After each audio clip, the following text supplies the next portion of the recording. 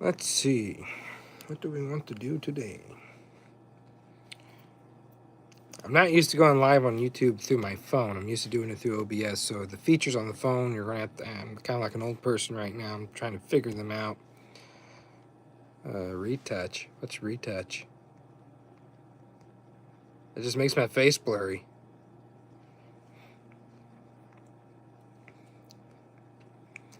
Can't really set a live goal, can we? All right.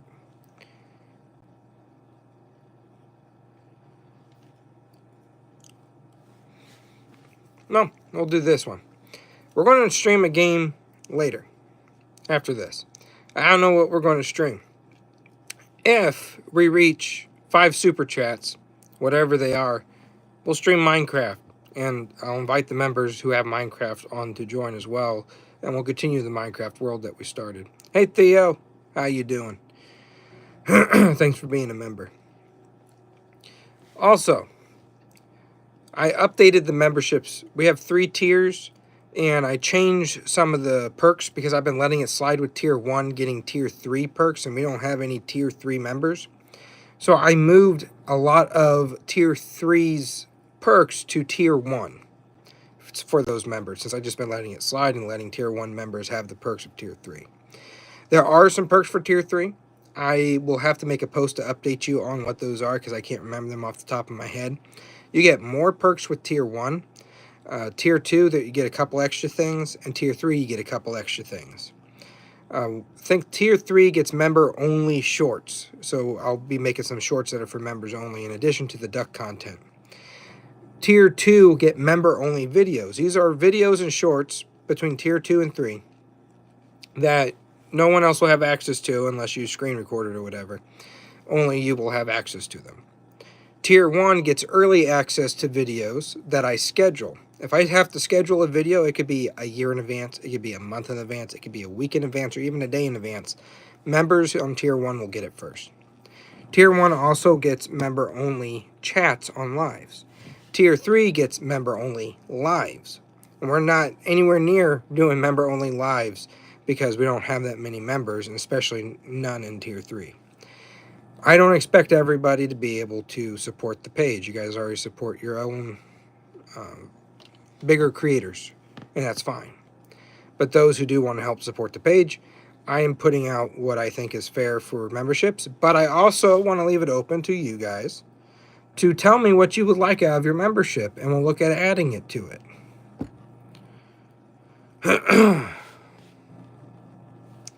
Sal, you ask if I have any slaves.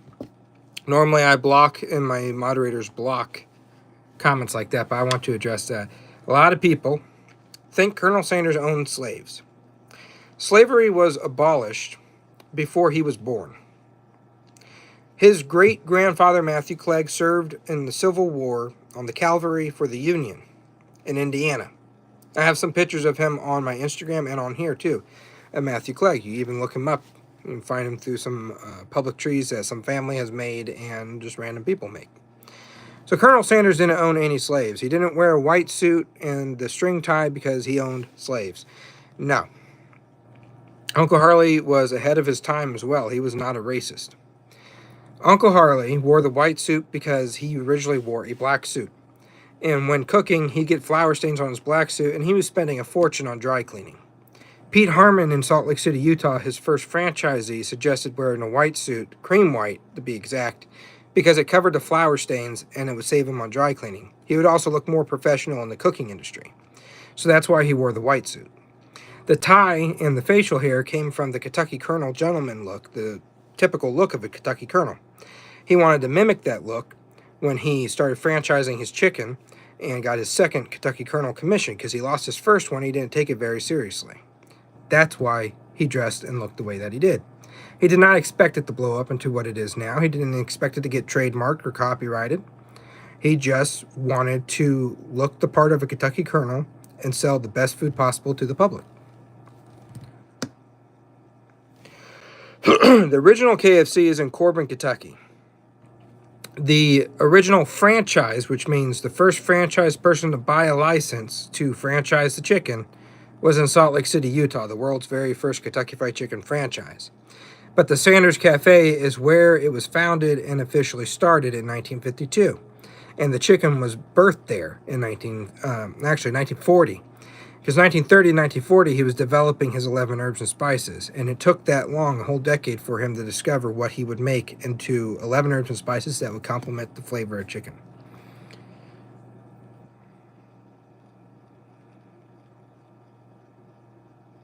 Charlie, I'm the KFC dude's nephew.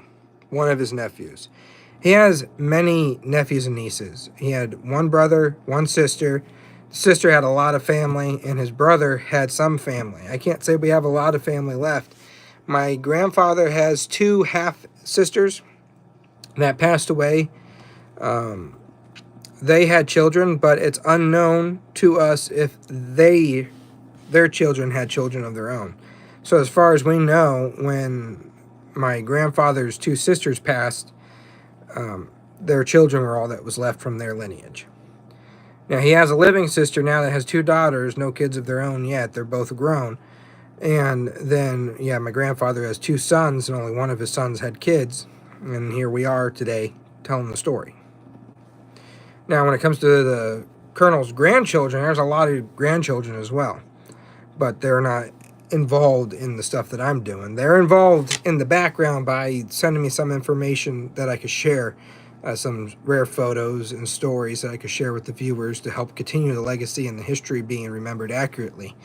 But they're not posting, if that makes sense.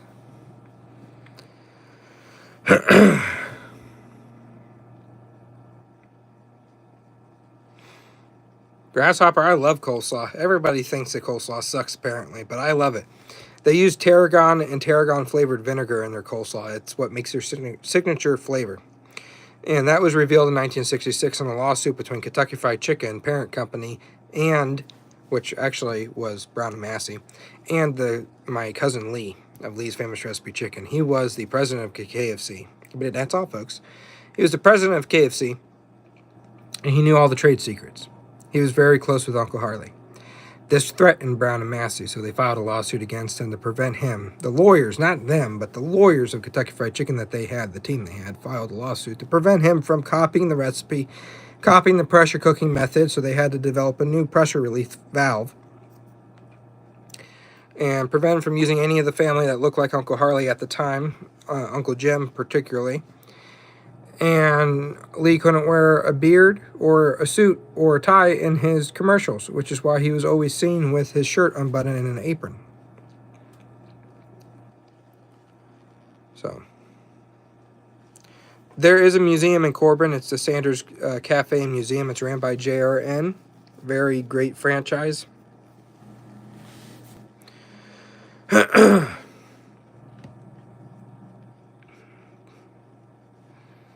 I like both Lee's and Kentucky Fried Chicken. I like both flavors.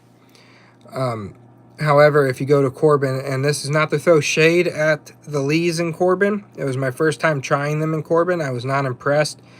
The employees weren't in uniform, which would have been a big no. The food was stale. The inventory wasn't turned. The food was cold. I ate it, but I wasn't that impressed. It wasn't very impressive for me to be pushing that they're the best restaurant out there that this family has made, and then to try that was a big disappointment. So I went to Mount Sterling, Kentucky, and tried that Lee's Famous Recipe Chicken. That was phenomenal. It was some of the best food I've ever had.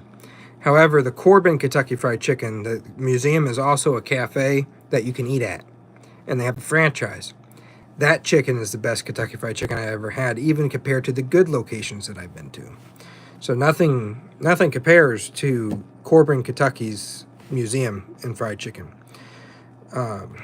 There's a museum in Illinois that has Uncle Harley's car in it, one of his cars. I believe his other Cadillacs are in different museums as well. And there's a museum in Louisville, Kentucky, in the headquarters. It's in the basement of the headquarters of Kentucky Fried Chicken there.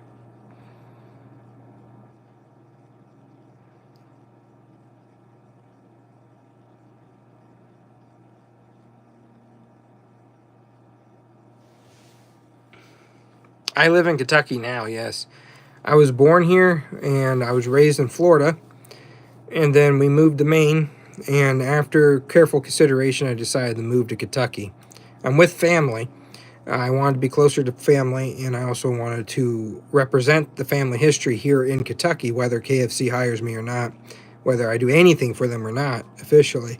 I wanted to represent the history and the family legacy here over the impersonators that moved here to do it, because my family has some issues with the impersonators, personal issues. We know these people, and they know what they're doing is wrong with how they're going about it. And I don't want people to remember them through the legacy. I want them to remember the family through the legacy. So yes, I live in Kentucky.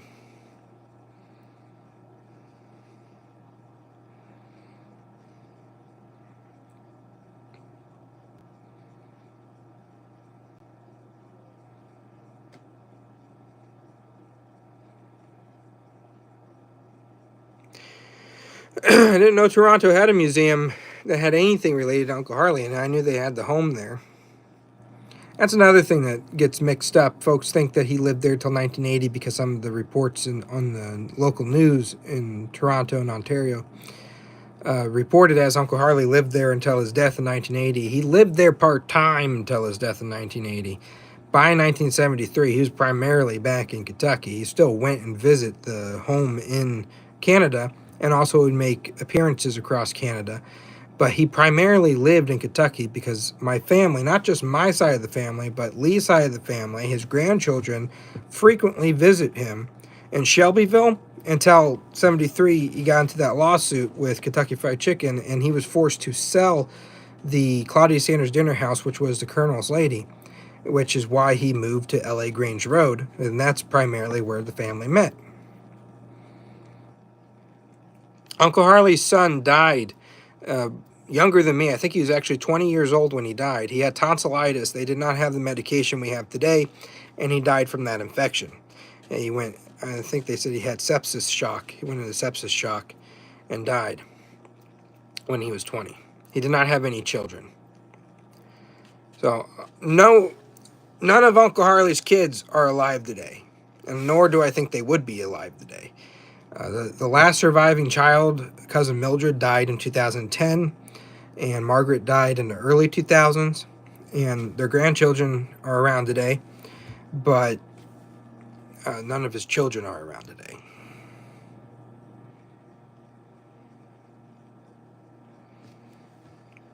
Oh, for a while, Bojangles kept trying to get me to try them. I never had Bojangles.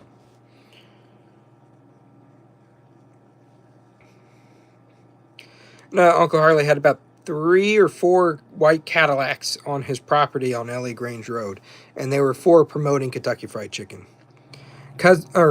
Uncle Jim of Indiana, he lived in Seymour, Indiana, operated Columbus, Indiana franchises. He had a brown Cadillac, and he converted that thing to run off of water. I don't know what happened to that car. I think that's a little cooler than Uncle Harley's cars. It ran off of water, and that was in the 1980s.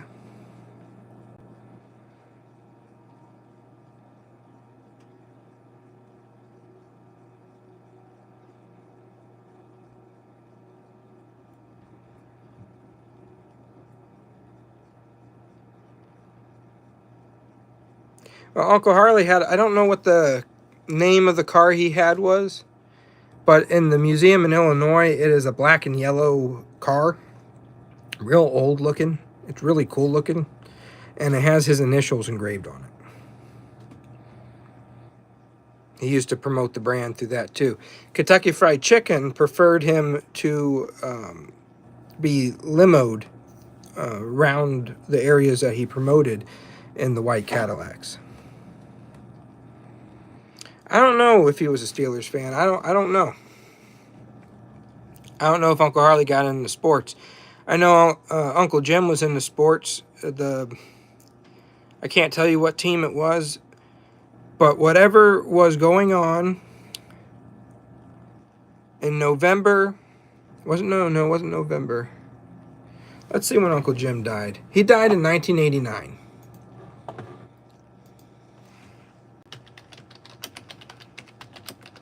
There was a football game going on in 1989. Okay. He died November 5th, 1989. He was watching it's either football or basketball game. I thought it was football, but I don't think football was going around in November. He was watching a ball game and died in his chair while watching it.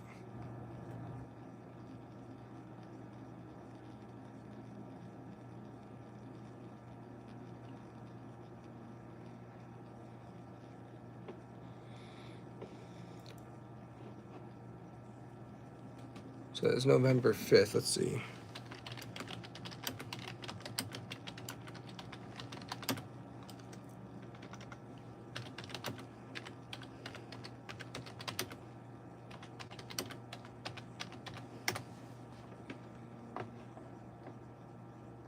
It was a football game.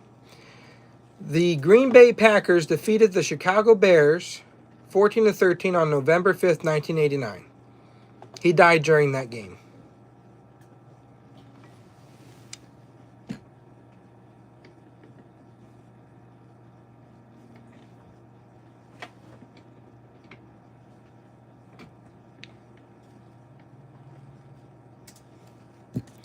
I would say he was a Chicago Bears fan. That is a all-time favorite in this family is Dad Baz.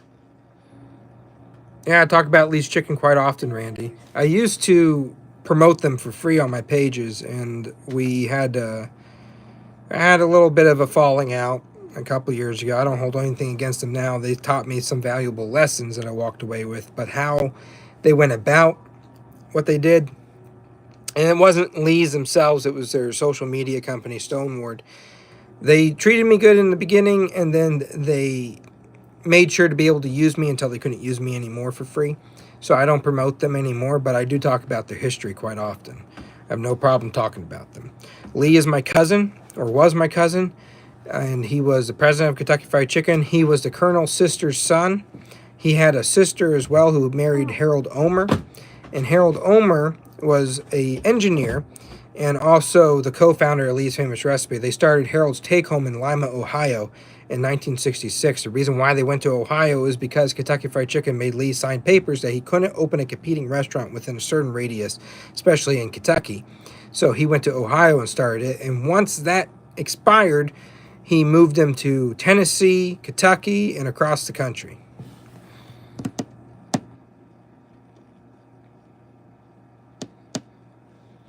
But I'd say Uncle Jim was a Chicago Bears fan. Uncle Harley probably was a Kentucky. Uncle Harley probably was a Chicago Bears fan too. He was from Indiana, and most of the Sanders family lived just outside of Chicago. It was within driving distance, a decent driving distance. A lot of the family lived in Lafayette. A lot of the family lived in Seymour. Another place there too. I believe in Seymour is the Sanders family grave, and that's where Uncle Jim is buried. That's where Grandpa Clarence is buried, and a few other family members. I'll tell her you said hi, Theo, when she comes back. I'm the Colonel's brother's great-great-grandson.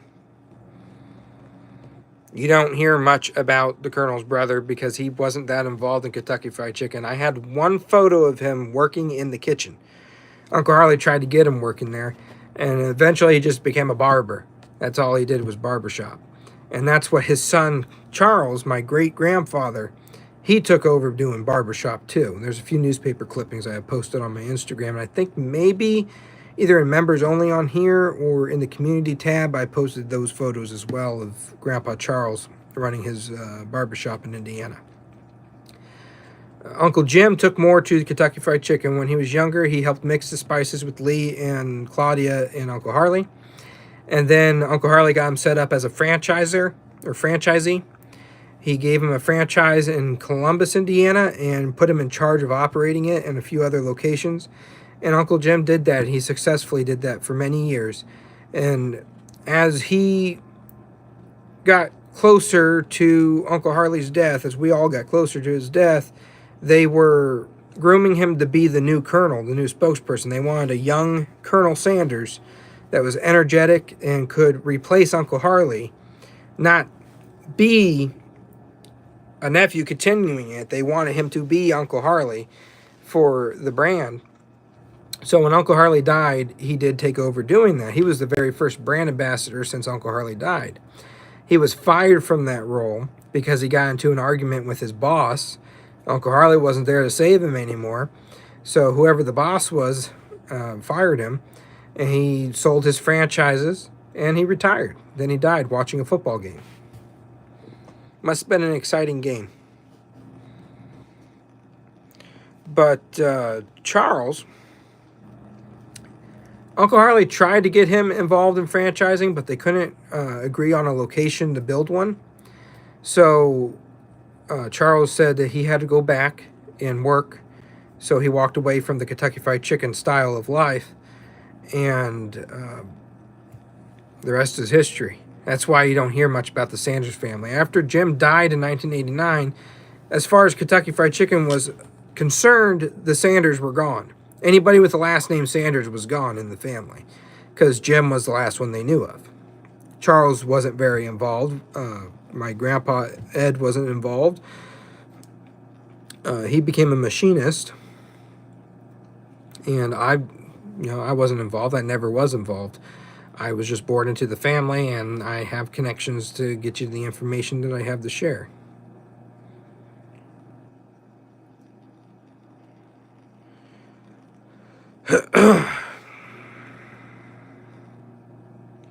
Did Uncle Harley have any musical talents? I don't know, but he did have a grand piano in his living room that Claudia played. Claudia had musical talents. Thanks, Alan.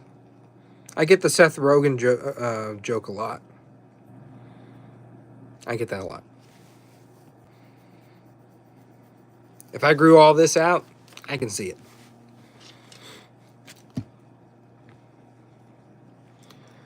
But, Baz, the Green Bay Packers defeated the Chicago Bears 14-13. That is a close game. I bet it was an exciting game. That's not why Uncle Jim died, though. He just had a heart attack. He fell asleep, had a heart attack.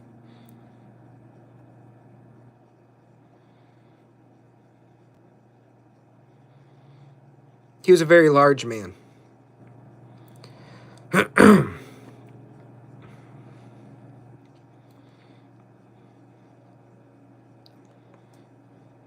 Go through some of the videos talking about the family history.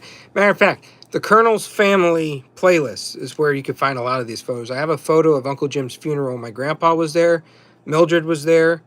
Grandpa Charles was there. Both sisters of my grandfathers that are now passed were there. And Cousin Lee was there. Lee and Jim were very close to each other. First store was in Corbin. We've been over this.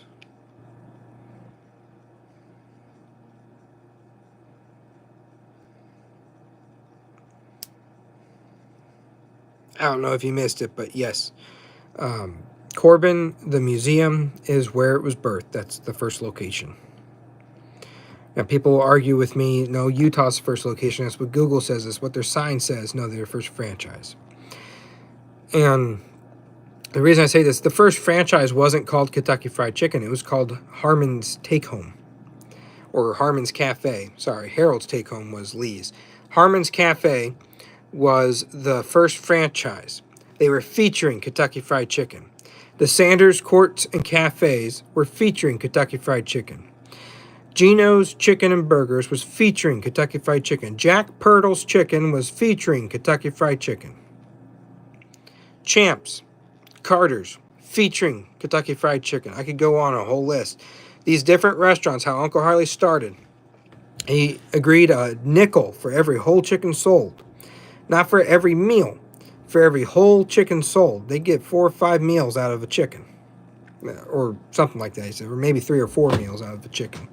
Theo says hi, Tiny Sanders. Oh, I wasn't even in the room, but hi. I know, but he said hi. She says hi. So he got a whole nickel for every whole chicken sold on a handshake there was no contracts. There was no, stabbing behind backs. It was handshakes. Every person that he franchised with was another existing restaurant under a different name that agreed to sell his products. When Brown and Massey took over, that's when you started seeing a lot more of the standalone Kentucky Fried Chickens, the iconic 1970s white building, white brick building with the red striped roof. Matter of fact,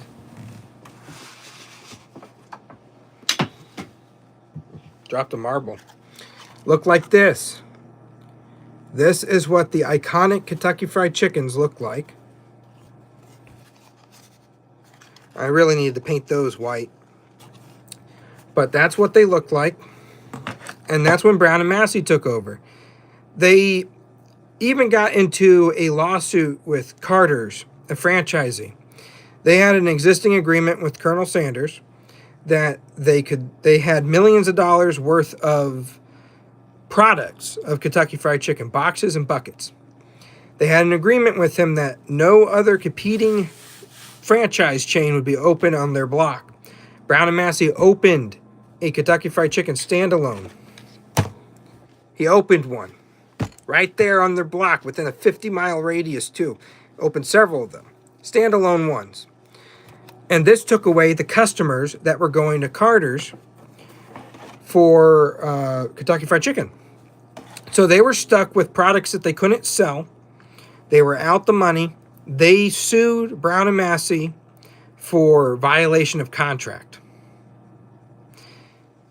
There was no contracts, right?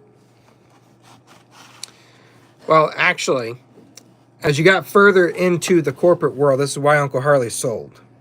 We're going to get into this. Uncle Harley did everything on a handshake. As the corporate laws started being put into place, contracts were legally required for certain things. So to get a franchisee license, contracts had to be signed the closer they got. Brown was a lawyer that was brought into Kentucky Fried Chicken to help with some of the stuff. And Uncle Harley didn't like contracts. He didn't like handling them. And there were so many locations starting to open up that he couldn't handle it himself. So he, after refusing to sell to Brown and Massey, finally sold for $2 million to him. So Brown violated those contracts, opened up his standalone restaurants, which performed very well, but Carter's ended up suing them. Carter's won. They sued for, I forget the amount, but it was in the millions, and they won it. So this was a lesson for Brown and Massey. Jack Pirtles was next. He already had an agreeing franchising agreement with Colonel Sanders, and he wanted that same franchising fee. He wanted the same agreement that he had with Colonel Sanders. And Brown and Massey weren't having it. But he was allowed to finish his contract that he had before getting out of it. That's why Jack Pirtles exists as Jack Pirtles Chicken now, instead of featuring Kentucky Fried Chicken. He could have continued franchising it in Tennessee, but he didn't agree with the changes Brown and Massey were making. He didn't want to get rid of Jack Pirtles and open up a standalone restaurant. He didn't want to pay the new franchising fee, and he wanted the same agreement he had with my uncle. And because of the lawsuit with Carter's, Brown and Massey opted not to violate it with Jack Pirtles and decided to allow him to finish out his contract that he had, and then he went on to his own.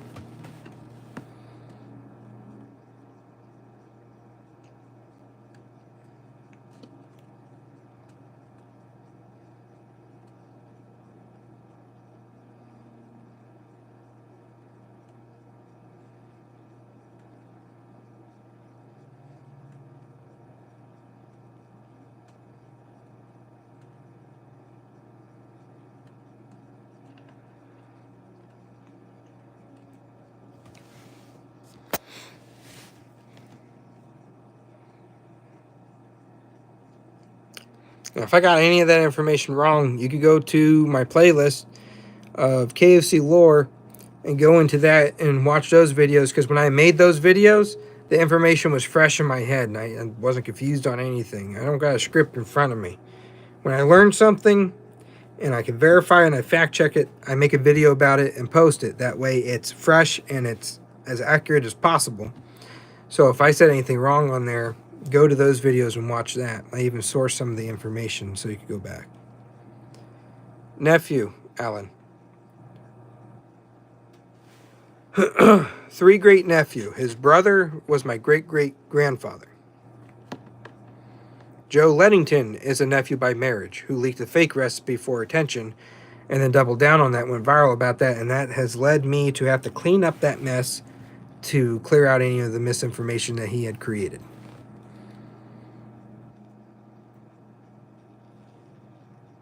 There wasn't really a fight between Lee's and KFC. There was just that lawsuit in 1966. They were trying to scare Lee from being able to compete after leaving the brand. And it didn't work. He abided by the rules and still succeeded.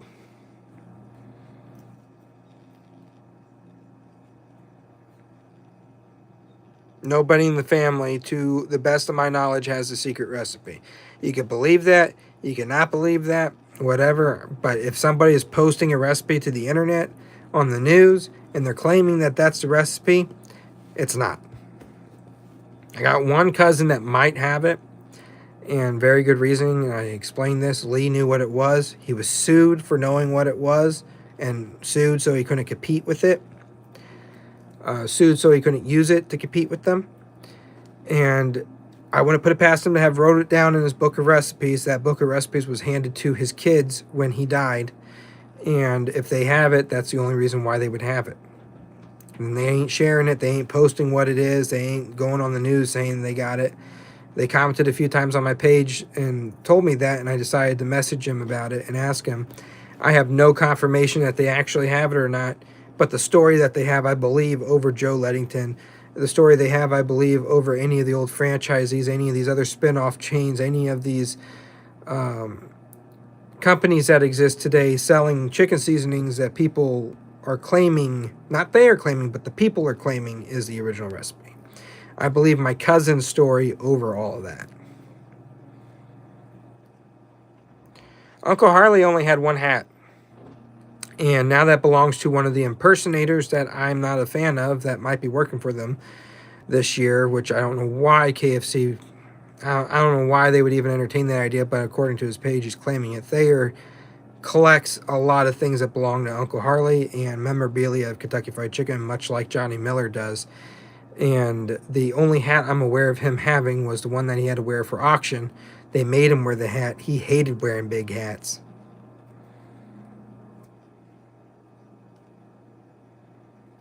Yeah, Theo, we built a few KFCs on there.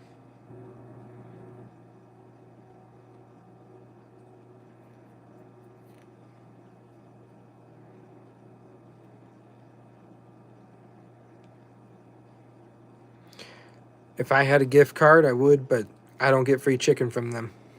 The museum, I got free chicken twice, and it was because of an event that we planned. I don't think I could just show up there and say, hey, give me some chicken. That doesn't work that way. I'm not recognized by the brand that much to be worthy of getting free chicken or any kind of coupons to hand out or anything like that. I don't work for them to hand out coupons either.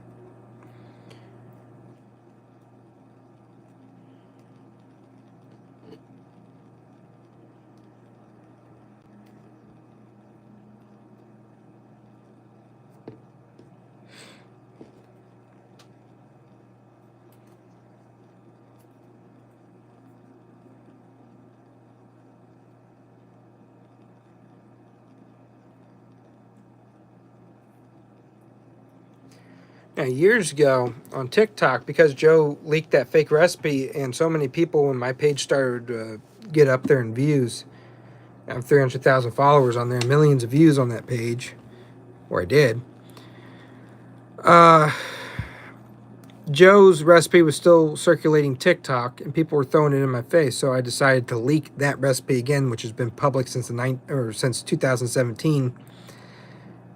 Everybody's sharing it. Everybody's talking about it. I pretend that it's a brand new recipe. Boom, leak it. People believed it.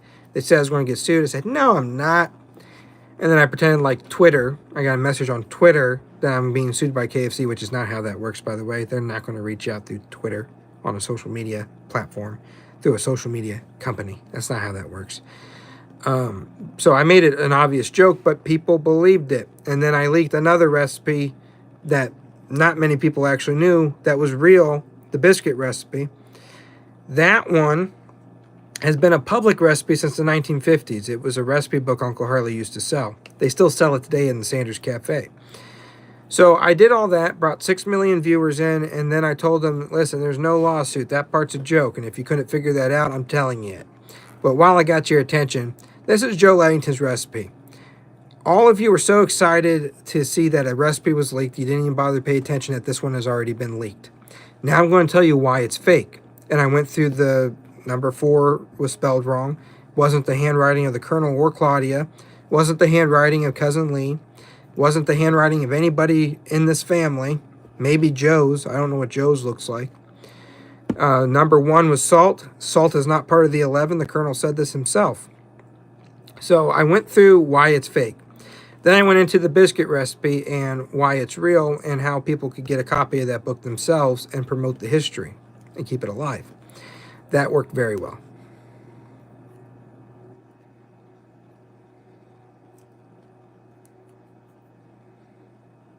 Hey, Josh. And I'm from Maine. And I lived in Maine for 4 or 5 years, so I'm used to the cold. This doesn't bother me. But yeah, it's staying pretty warm. The ducks are doing good, too. I got 2 ducks. I don't know if you were around when I told everybody that 3 of my ducks were killed by a coyote. Peabody was attacked. She survived. She's doing very well. We got her friend Milton. They're doing very well. She just hasn't laid an egg in 3 months.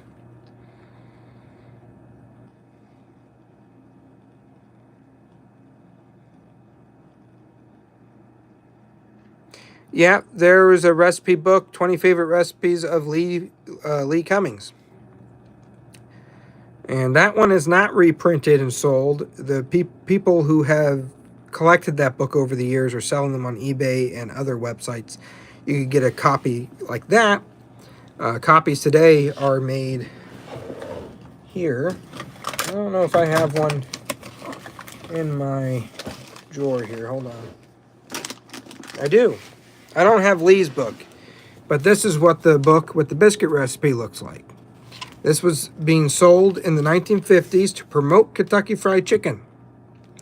50s and 60s. It was a discontinued book, and then JRN, the franchise that owns many franchises across the country, and they own the Sanders Cafe, they reproduced this book and published it, and you can purchase it today. And this is where I got the biscuit recipe. I said, my response to being sued by Kentucky Fried Chicken for leaking the original recipe, which was the fake one, by the way, is you want to know how to make their biscuits? This blew people's minds. I had to make several videos to ensure folks knew it was a joke being sued, but here's the history of this book. Now that history has been revamped and people are learning about it today still. Some pages, cooking pages themselves, went out and got themselves a copy, and they're cooking some of the things. My YouTube channel is the first channel to actually start cooking those recipes, though. My sister and I started making our uncle's recipes. Some of them came out bad, some of them came out good, but we are having fun while doing it. And once we start getting some funds built up from the YouTube ad that's all, folks, revenue, we'll start collecting more things. I think we got 10 more recipes to do. The last one we stopped at was the lemon sponge pie, which was 6. That's the 6th recipe. The 7th one is Roquefort dressing. So we got the dressing. We got Colonel Sanders special dressing to make. The old-fashioned overnight buckwheat cakes to make. The biscuits. We have the carrot almond ring to make. And we have cream of tomato soup to make. Australian salad dressing. And in quotations, this is wonderful. Curd, cheese, and olive broiler sandwich. That's interesting. Southern spoon bread, which was made by Elua Gibson, food supervisor of the Sanders Cafe. Her grandson in the 80s was going around telling people that she made the recipe. When the internet became existent to post on, he posted it to the internet saying, enjoy everybody, this is the original recipe. The recipe he posted was almost identical to Joe Ledington's, which tells me Joe Ledington went online, found that recipe, tweaked it a little bit, moved around, changed the measurements, and then re-leaked it. But he also had salt listed. Salt's not one of the 11. And from all the research that we've done, if we think that 99X is as close as we think it is to the original recipe, and if we go by the notion that the recipe didn't change, I have 11 herbs and spices that I posted to this page of what I think it is. Lua Gibson's recipe that her grandson claims was hers does not match up to that. It matches up to Joe Laddington's, which has been proven false. But she was a food soup. Screws me. Bonus? How do you get a bonus? Sorry. Lua Gibson was a food supervisor to the Sanders restaurant in Corbin. And she was a very close friend to Uncle Harley's, too. I wouldn't put it past her if she knew what the recipe was, because he was serving that chicken before it was famous, before it was Kentucky Fried Chicken. I just don't think anybody really thought anything of it then, because it wasn't what we know of now. Now, everybody would kill to know that thing now. Back then, it was just a mom and pop shop. It wasn't that famous, so nobody thought anything of it.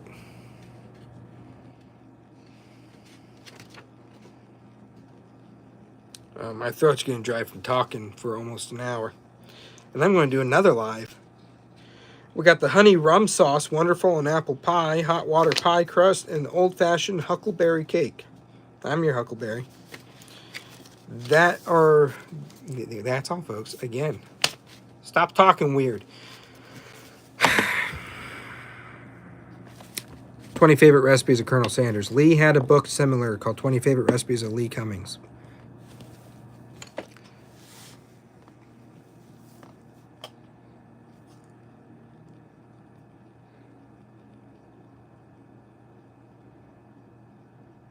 I don't have one.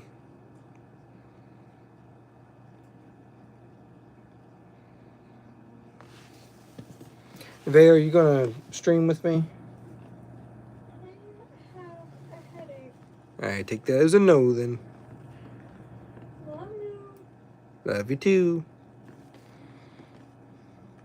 I don't have one of those either. Oh, they're asking to see my girlfriend or boyfriend. Ain't got either one. If he had a boyfriend, I'd be concerned. You need to watch what you say on the internet. You don't know.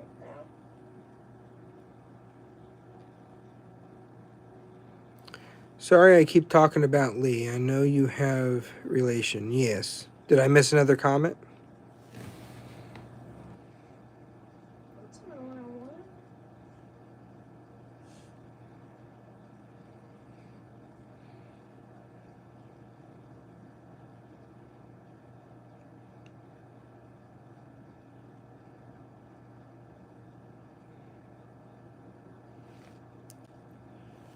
Okay, I didn't miss a comment. I was scrolling to see if I missed your comment.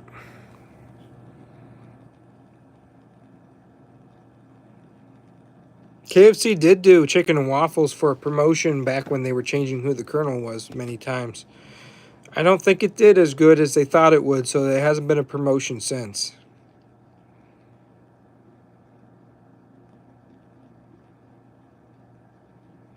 Comments like that will get you banned from this page. That is your only warning on that.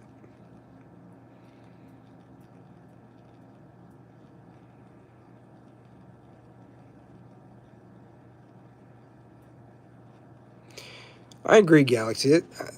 Chicken and waffles is good. I never had Kentucky Fried Chicken and waffles, but make waffles here. Make the chicken seasoning with the chicken that I think it is here. It's my recipe, my theory, and it's pretty good.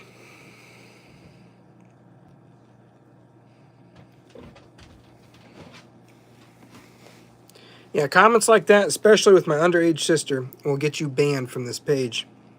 What? Don't worry about it. I took care of it. Did I call something? You didn't get called something. It was a creepy... No, it was a creepy comment. Yeah, so... what I say whenever somebody makes a comment like that, and it has happened in the past, is Uncle Harley shot a guy over painting over his sign. So that mentality has kind of passed down through this family. And if somebody makes any kind of threatening comments towards my sister, just keep in mind Uncle Harley shot a guy over painting a sign.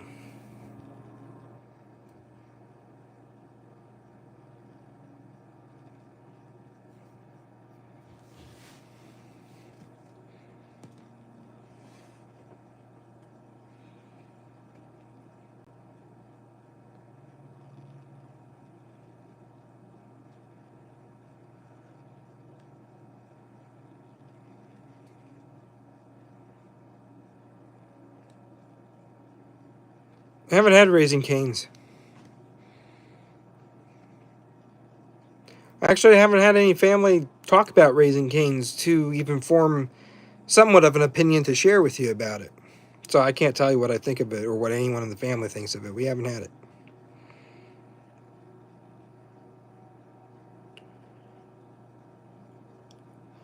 Yeah, you shouldn't make comments like that, period, on anyone's page. There's certain things that shouldn't be said that people think is funny. And some people's humor is different. I don't really care much what people want to say. It's a free country, freedom of speech and all. But you make any comments about my family that I don't really find too well, we got a problem. Period.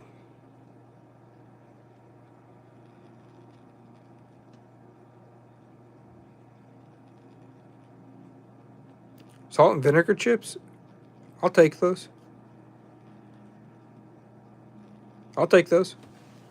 I like salt and vinegar.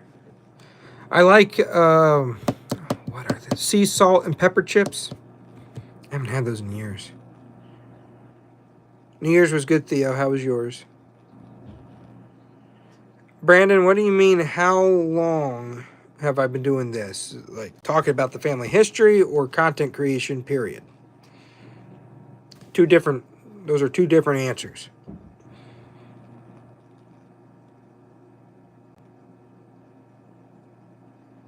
Both. Family history, about 3 years. We're going on the 4th year now, actually, because we're in 2025. Content creation, I started YouTube in 2014. My page has evolved a lot since then. Following has just started to see an increase in the last 2 years.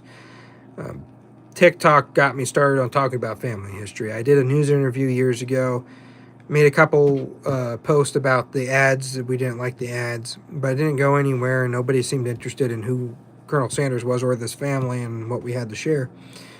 And I just kind of gave up on that and did gaming content and animations and other things with my best friends. And then TikTok came along and somebody accused Uncle Harley of being a slave owner, so I threw my suit on and I made a video about it. 10,000 people got into it. So from that moment, I started doing content talking about the stories. Now, in my early days of doing that, did I get some things wrong? Yeah, because I only had this family's perspective of things. I didn't have all the family's perspective. So as the years went on, more family reached out to me.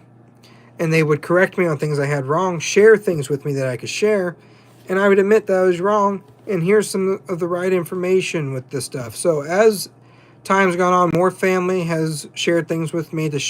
I became a hub to share the information to you.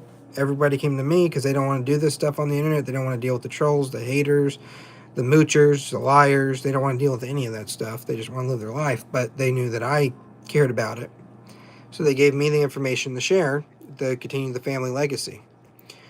And then franchisees started reaching out to me, old ones. And we're talking about people who worked with Ray Danner and a few other big franchisees, people who work for Jack Pirtles, people that worked for Geno's, you name it, people who used to work at the cafe itself, Pete Harmon Cafe too, people who worked for him up in Canada. They would come to me and start sharing their stories with him. Grace's Perfect Blend, Pat Grace's son, shared his stories with me. Marion K. Spicer shared their stories with me. And through all that stuff, I was able to gather things. Is everybody right on everything? No. Everybody has their own perspective of how things went. So everybody has some misinformation. But because I had everybody's perspective, and I was able to do some research, I could put what made sense together, get a timeline going, and then get all the correct information in there. It's a little awkward correcting people who knew Uncle Harley and telling them that they were wrong, but I'm able to show the sources for that and share it. So I started doing that about 4 years ago. I get no money from KFC, no. No free chicken. The only time I got free chicken was when I went to Corbin, brought my family. We set up an event, a meet and greet thing 2 times. One was last year in February, and the other one was in 2023 in April. And it was the only time I got free chicken. I don't have any vouchers. KFC as a corporation does not recognize me as somebody who should have any vouchers, get free food or whatever. They don't see me. My YouTube channel isn't that big. Instagram and TikTok is arguably larger, but they still don't see me as somebody that's worthy of getting that, even with all the stuff that I post or representing them. So I can't get free chicken for you. I don't got free chicken for me. Last time the family, other than those 2 times, got free chickens when Uncle Harley cooked it himself.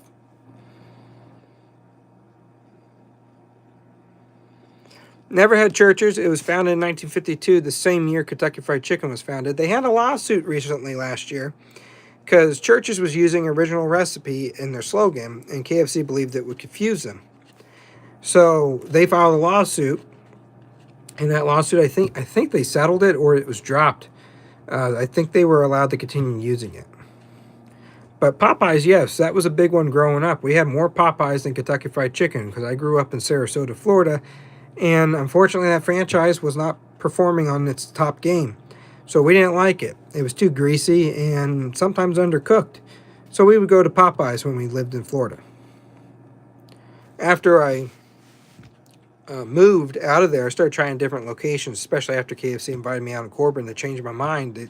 They said, we have better chicken. We want you to try it, and we'll pay for it. It'll be free. So I was reluctant at first, and I tried it, and I wasn't disappointed. So from that point on, I decided not to judge any brand by its cover or by one franchise. That I have to find locations that have good management. Now, no restaurant wants me to go in there and there be bad food and bad management now that I know how it's supposed to work, because I will say something. Have you ever tried Jack Pearl? I haven't. I've only been to Tennessee. I was in Tennessee when my uncle lived there. Not Uncle Harley, different uncle. And it was before I had cancer. So this was before 2005. I was probably 4 or 5 years old when I went to Tennessee for the first time. And since I moved here, I've been to Tennessee when I flew in, when I flew out, and for Nevaeh's birthday. And I think that's it. I have not... My name. Yeah, we're talking about when I went to Tennessee. Oh. I have not seen a Jack Purtle's. I believe they're in Memphis, aren't they? Aren't they around Memphis? I have not been to a Jack Purtle's. Church's Chicken was founded in Texas.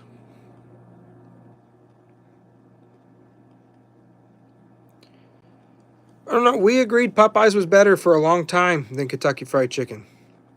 But we based that off of a franchise. Now, if you got a good franchise of Popeyes, a good franchise of KFC, a good franchise of Lee's, or whatever chicken joint you're going to, and you compare the food with all the good franchises and you say that it's better than the other one, that's a fair assessment. No, I'm not far from Tennessee.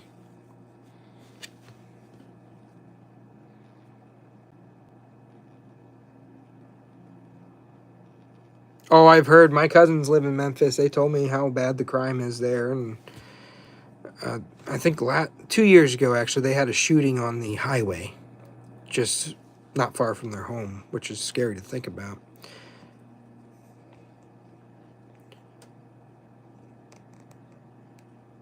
Grand Ole Opry?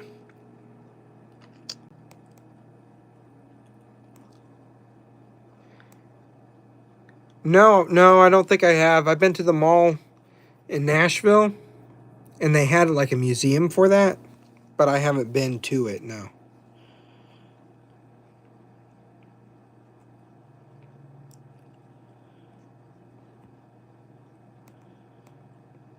No.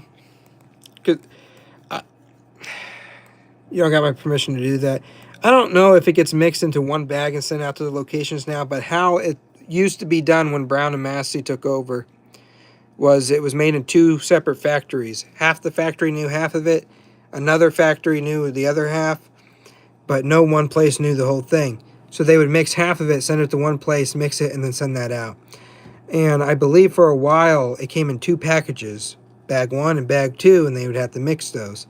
I think now it comes in one bag. I'm not sure, but I don't know how far that will get you. Somebody claimed to have done that to get it analyzed, and they just said it was a bunch of pepper.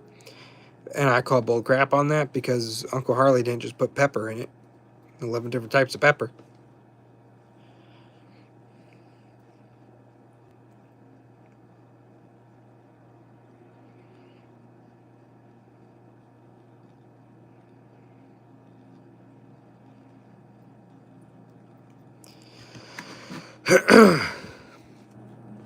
I don't know who in Kentucky Fried Chicken knows what it is now. I just know McCormick and Griffith Foods is in charge of making the stuff for it. But I don't know how it's done now. I know it's kept a big secret. I know that they made a digital copy of it because the original was falling apart. And that was sent to a safe in Sweden.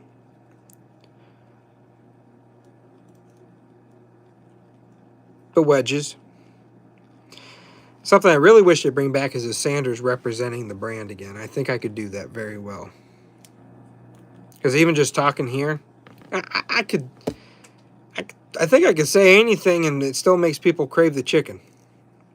From what I see from my viewers and the comments they leave, they still, no matter what we talk about, they crave the chicken. So that in itself makes a good spokesperson.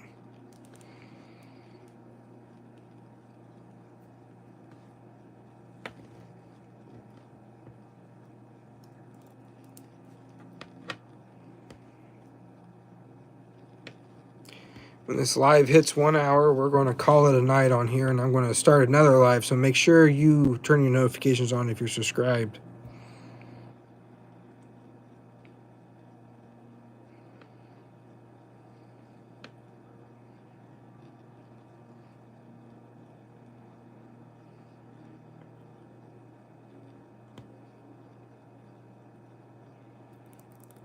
Josh, I've known you for a while, and I think I'd like that.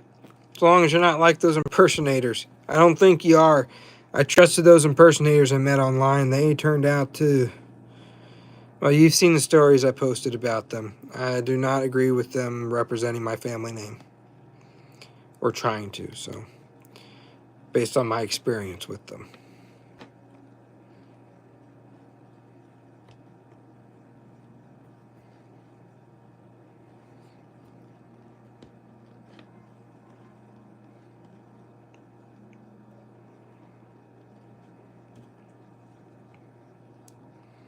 Josh and I go way back. Back when I started to talk about Lee's, I was promoting them on Twitter too, and I found him tagging them. He knew who they were and what they were about. So we started talking there.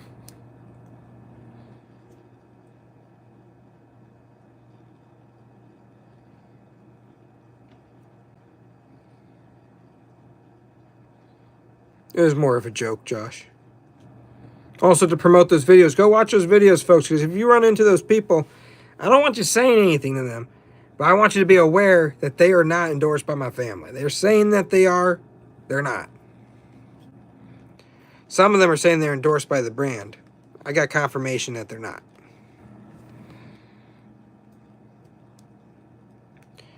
Their chicken comes from Tyson and Pilgrim's Pride.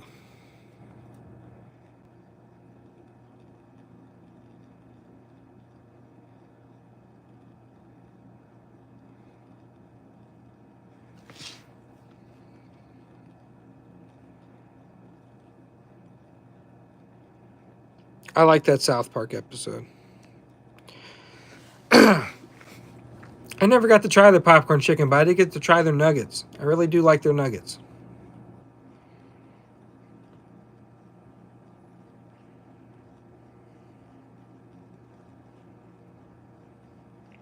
Let's see, we got just about 10 seconds left.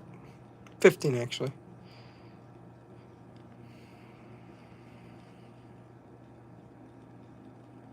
There's a couple of them that deserve it. But I don't endorse violence, so... If I ever see them, the most I'll do is tell them to shave the crap off their face and take the suit off. There's only one Colonel Sanders today.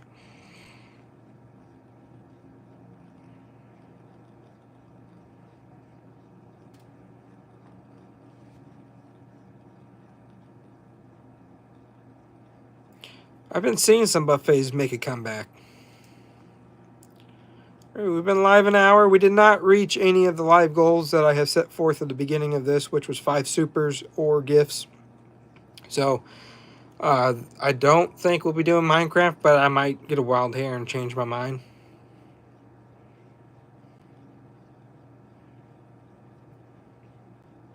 But we're going to end this one. Make sure you have notifications on. Theo, thank you for being a loyal member to the page. It's the term patronage. Is that the term? Is appreciated.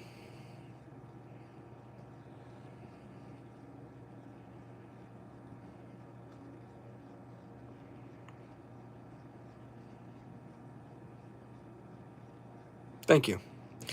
All right. Hopefully I see you guys. Let me take a quick vote real quick before you leave. I've been streaming in vertical form on YouTube, but that gives most views, but a lot of people seem to like the horizontal lives more. But not everybody sees the horizontal lives like to see the vertical lives. So if you guys are going to sit here and watch it, what do you want? Do you want vertical or do you want horizontal?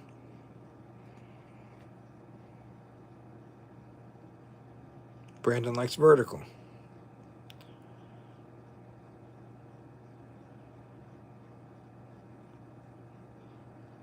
So right now I got to set up horizontally. Randy likes vertical. Josh likes landscape.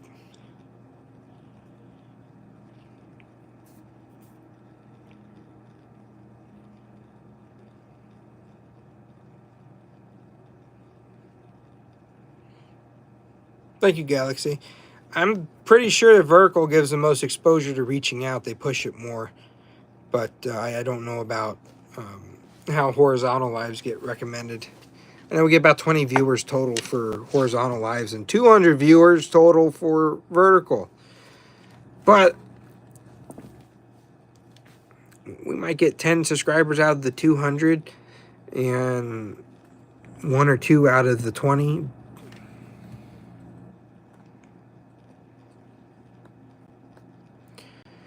All right, I'm going to head out. We have 10 viewers and 10 likes. That's a good ratio. All right, I'll see you guys if you join me on the live here in a